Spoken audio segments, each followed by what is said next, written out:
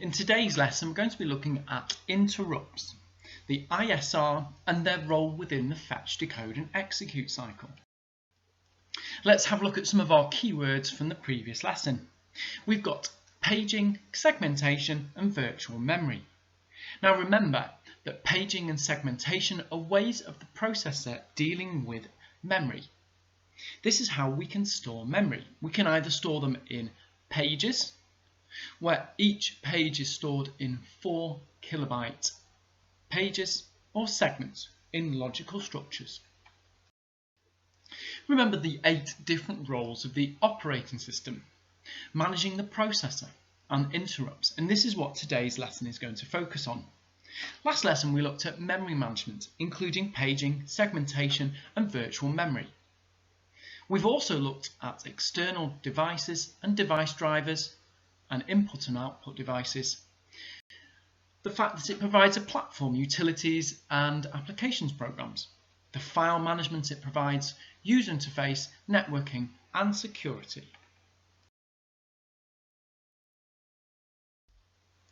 Remember that paging and segmentation both do 2 very different things. Last lesson we looked at both of these. Have a look through these key definitions and make sure you can explain each of them. What do you think the missing words are? Have a quick recap of the main registers, buses, control units and ALU, the different parts of the CPU. Here is another revision board. How much of this can you remember? Now we're normally used to the fetch, decode and execute cycle, but we haven't really taken into consideration what the user would do if it requires attention. The key questions we're going to look at now is what is an interrupt and why do we need interrupts in the CPU? Traditionally, the CPU will go around each input or output device asking if it requires attention. This is timely and slows the computer down.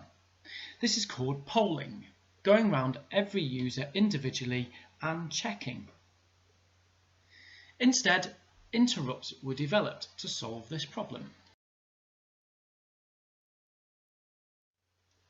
The purpose of an interrupt is for a device to send a signal to the CPU to indicate that it requires attention.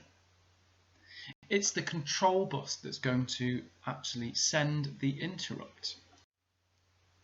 So an interrupt is a signal coming directly from a mouse or a keyboard.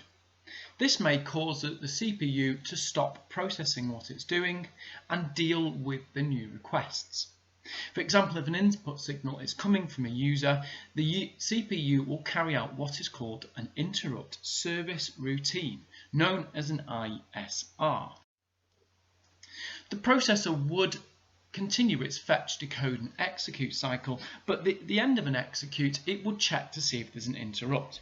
This means that we're not stopping the current process that is being operated on, but remember these happen at lightning fast. We're expecting millions of fetch, decode, execute cycles per second. So if there is an interrupt, it will come at the end of the execute cycle. The ISR, otherwise known as the interrupt service routine, evaluates how important that interrupt is. It will either add it to what we call a process queue. These are low importance interrupts, and they can be dealt with later on, or handed to the CPU for immediate processing if it's got a higher importance. So what's the problem with this system and the program counter? Hopefully you figured out that the program counter is actually responsible for holding the address of the next instruction. So that means that the program counter will need to point to the interrupt. And how will it know where it's going to point to? So each interrupt is actually given a priority, meaning the CPU can deal with these interrupts in some kind of order. Lower priority interrupts may be disabled while the computer deals with a higher priority one. For example, if we're going to have a power failure interrupt, that is going to have more importance than a mouse click. It's worth noting that interrupts will always have a higher priority than normal programs that are being executed. Otherwise, we wouldn't have clear user interaction. Here are a couple of the different types of interrupts. We can have a hardware interrupt, that might be a power or reset button. A software interrupt, that could be an arithmetic overflow or a new logon request. And we have input and output interrupts, which are signals from the user. These could be data transfers, or it could be from an input-output device.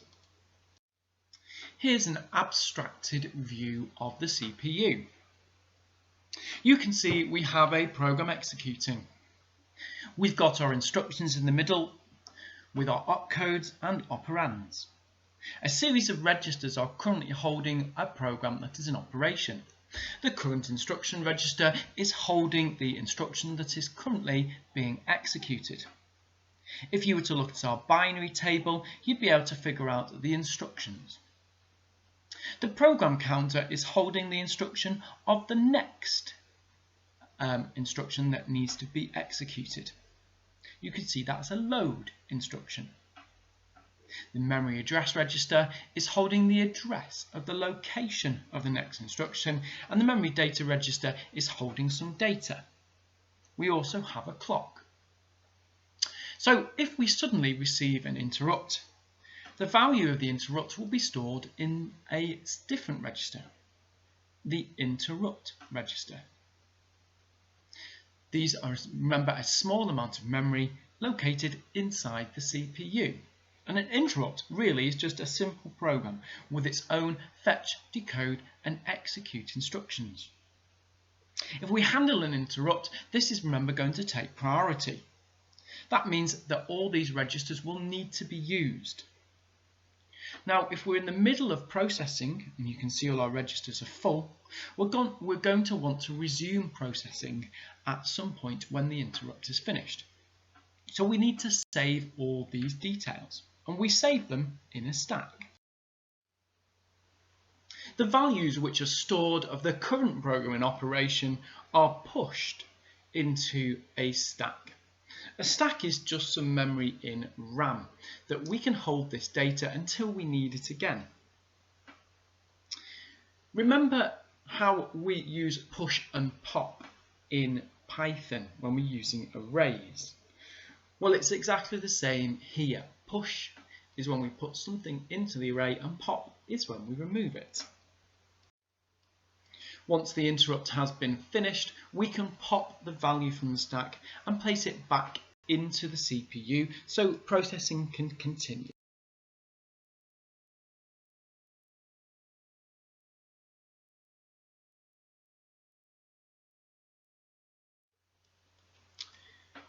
Now, the beauty of using a stack means that we can deal with different interrupts of different priorities. In this instance, we have a process operating. We have an interrupt which comes along and needs attention. The current program is popped and placed in the stack. An interrupt A is started to be serviced. However, a higher priority interrupt comes along, interrupt B. But we are already running an interrupt. So in essence, we are interrupting an interrupt. But because B has a higher priority, interrupt A will be moved into the stack. And interrupt B will start to take processing time. Now remember that we always take values off the top of the stack. So once interrupt B has finished, interrupt A will be loaded back into memory. And you can see the version of my program counter just here. But remember, there are other different registers.